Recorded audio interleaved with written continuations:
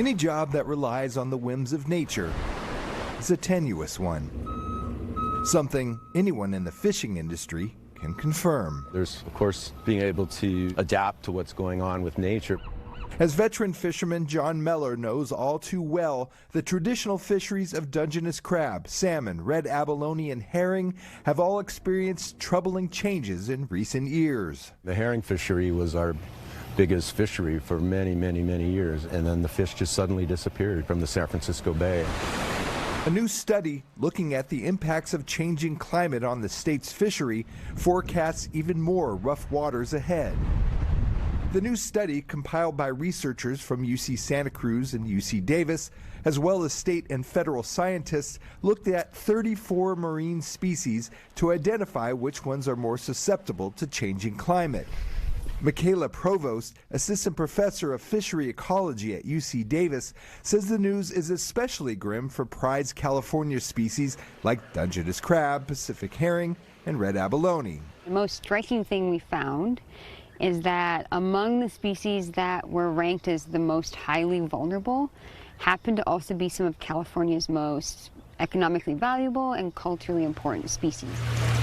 Among the biggest threats for Dungeness crab comes from increasing ocean acidification, a rise in ocean acid levels due to carbon dioxide emissions. And because they have this exoskeleton, that makes them more vulnerable to extreme ocean acidification, which is predicted to happen with climate change.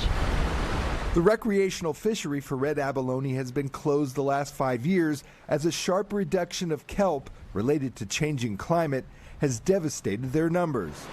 And the once booming local herring fishery has also taken a hit due to environmental changes. Over recent years and decades has slowly declined and has shrunk more than 75%. Provost says of the 34 species studied, only a handful will likely face major issues in the next 20 years. But in 60 years, that number jumps to half. So the overarching theme is that there will be big changes in California fisheries in the next 20 to 50, 60 years. But all is not doom and gloom.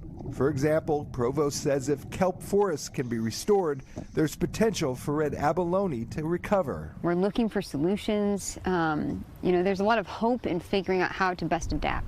Meller says there's a growing awareness of climate change within the fishing industry. I went out to D.C. with the Ocean Conservancy and lobbied members of Congress, both houses, to put more money towards studying ocean acidification and the effects on fisheries. He agrees adapting to changing conditions may help more fishermen keep their boats in the water. It helps us keep making a living, and it's a good thing. Joe Rosato Jr., NBC Bay Area News.